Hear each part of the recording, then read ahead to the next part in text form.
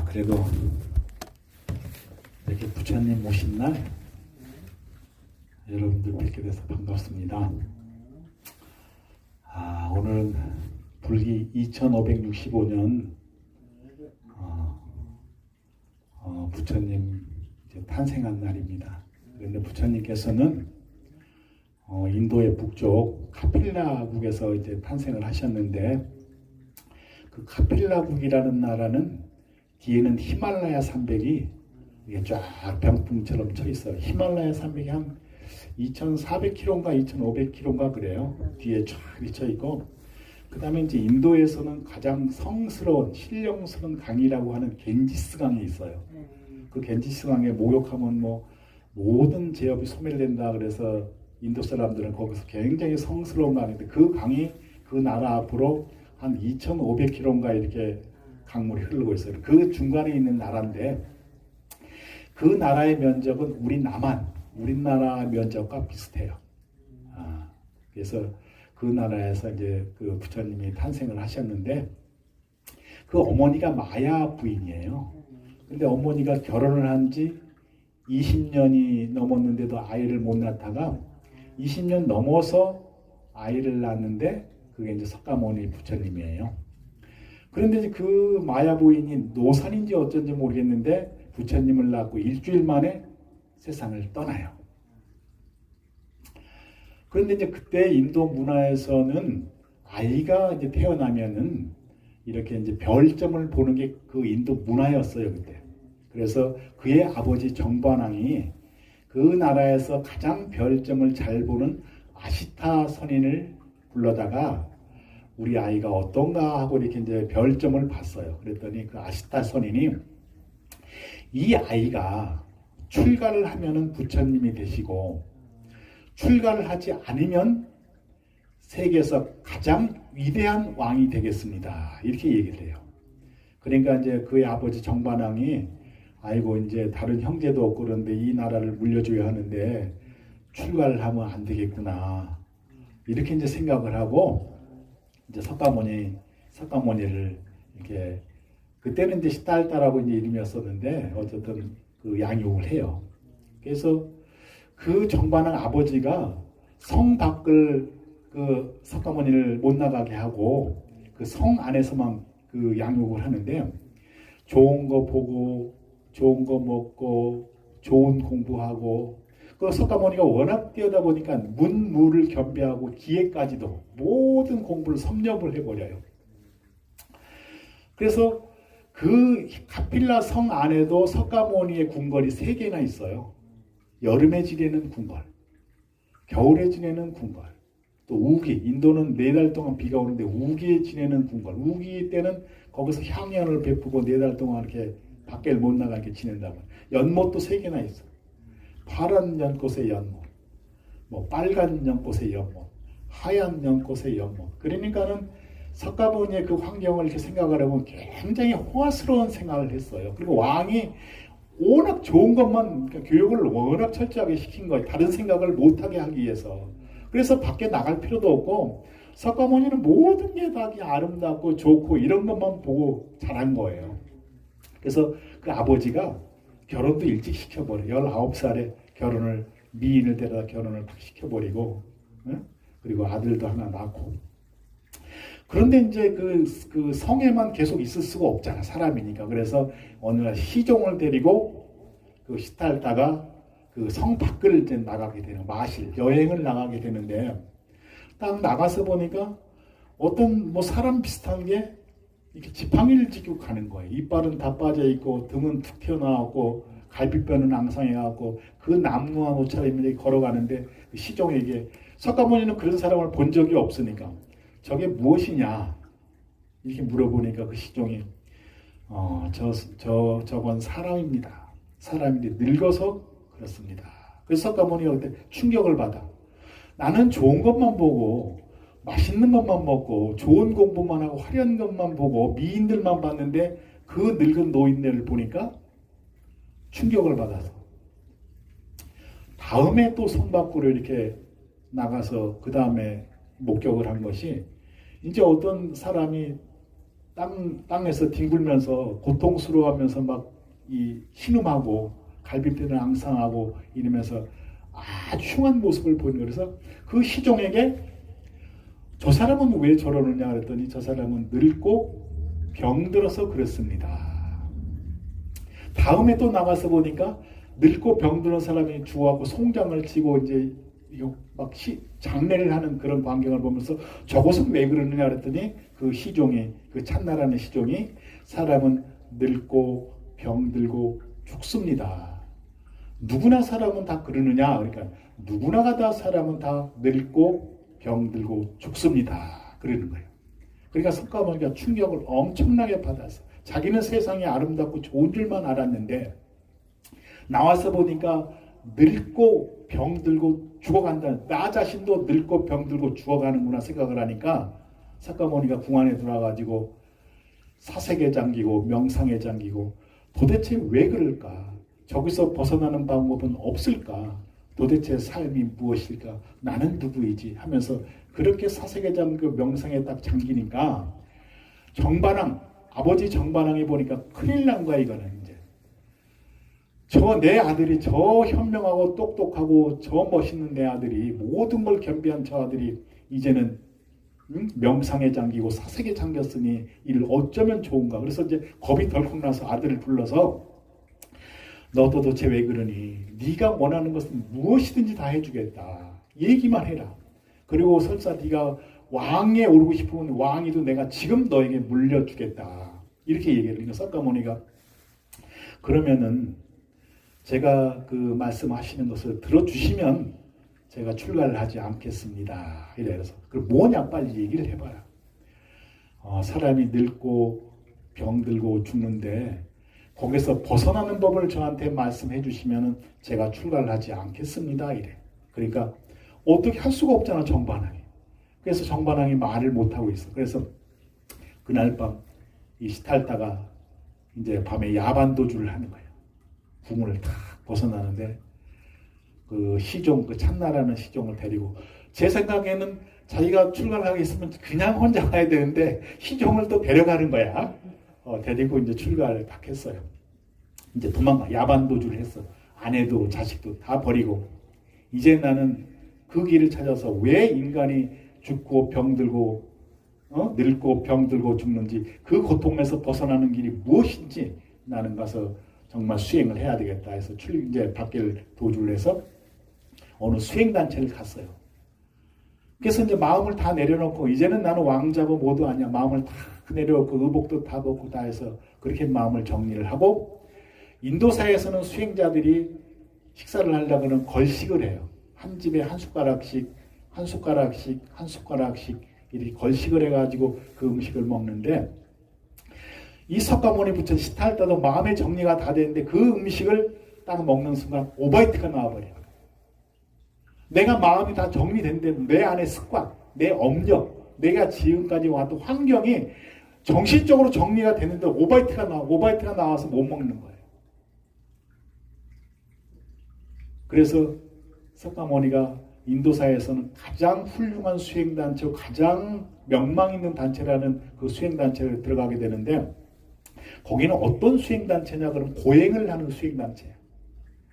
그때 인도사회는 향락주의의 사회였기 때문에 고행을 밥도 안 먹고 막 칼을 밑에다 이렇게 가시를 놓고서 수행을 하고 잘못하면 찔리고 막 이렇게 고행을 하는 그런 수행단체란 말이에요. 그래서 거기서도 석가모니가 워낙 영특하니까 거의 뭐 짧은 시간 내에 뭐 한두 달, 몇 달 사이에 최고의 경지까지 수행 단계가 올라가니까 석가모니가 그 스승을 보고 왜 우리는 고행을 합니까? 하고 이제 스승한테 물어보니까 스승이 뭐라고 하냐면은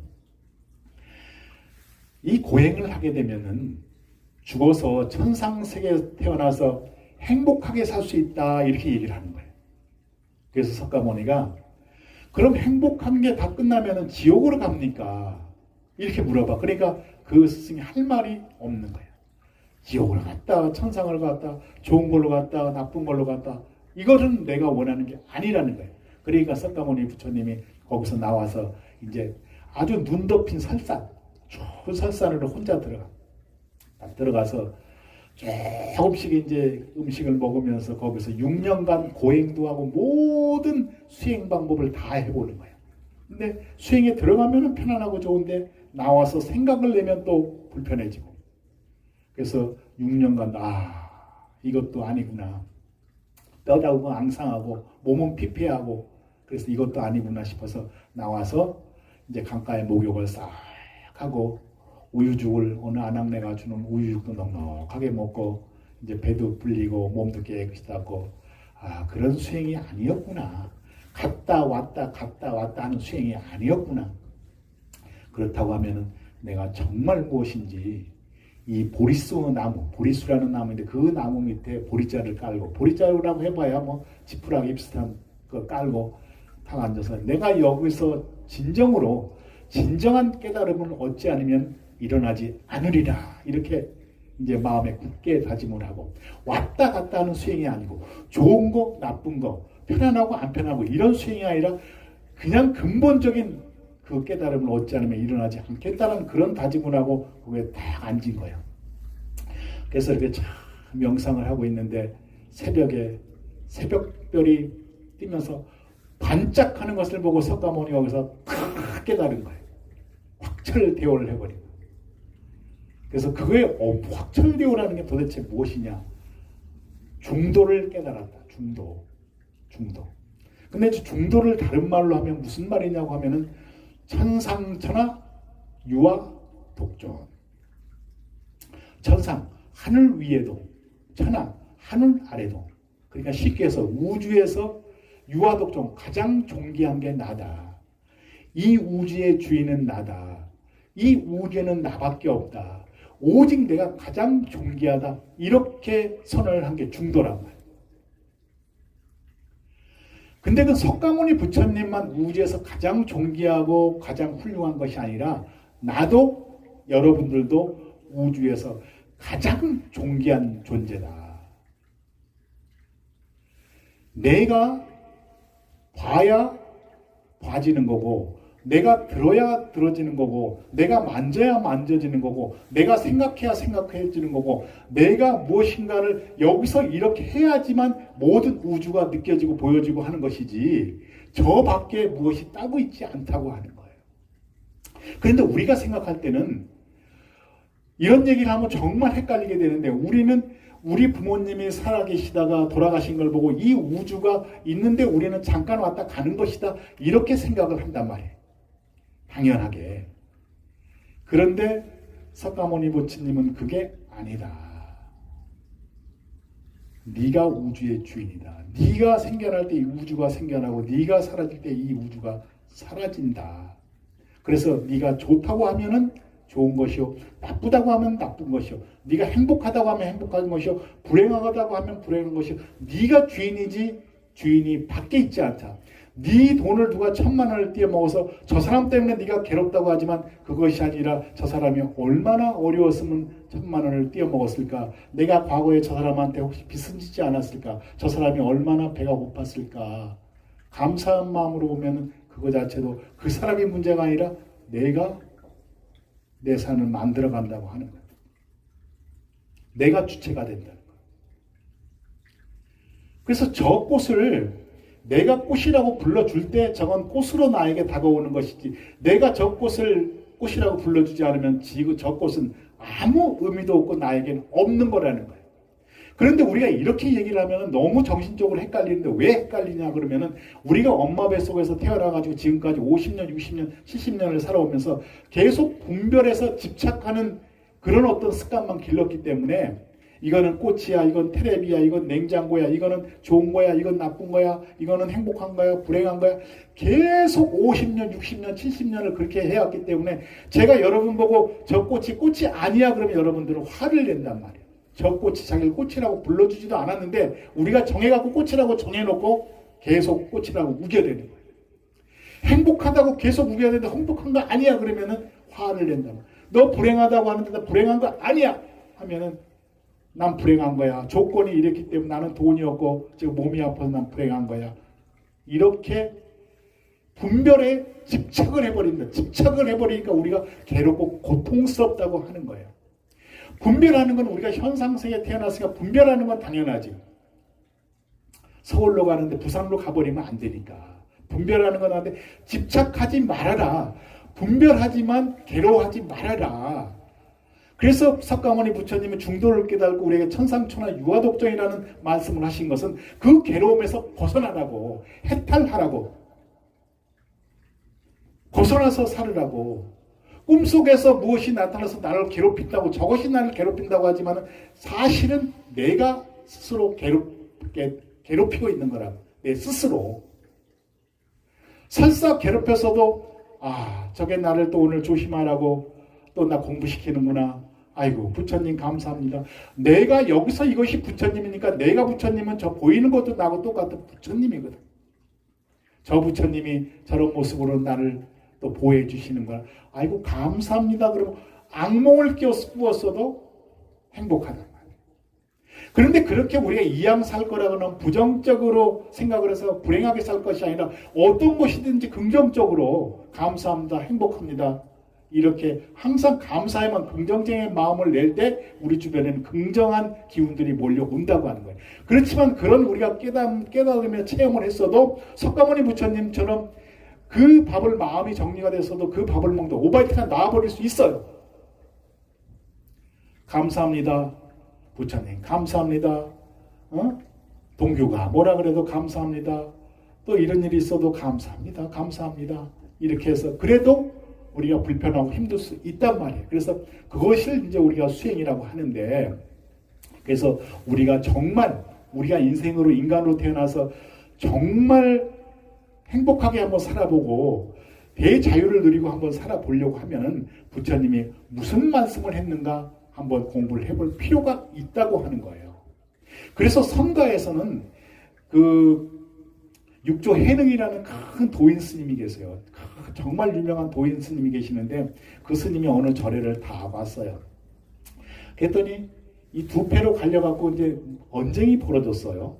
그래서 왜 그런가 봤더니 그 절에는 그 깃발이 있는데 한 스님은 깃발이 움직인다. 그러니까 한 스님이 뭐라 그러냐면 아니야 저건 바람이 불어서 그런가 바람이 움직이는 거야. 그러니까는 아니야 깃발이 움직이는 거야.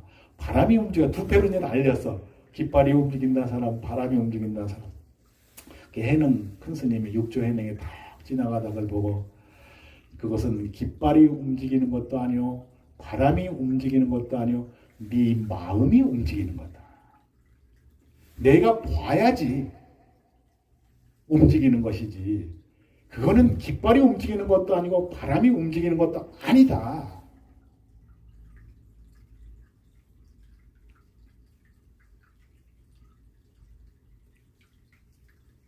그래서 부처님께서 천상천하 유아독존이다. 네가 가장 우주에서 존귀하다.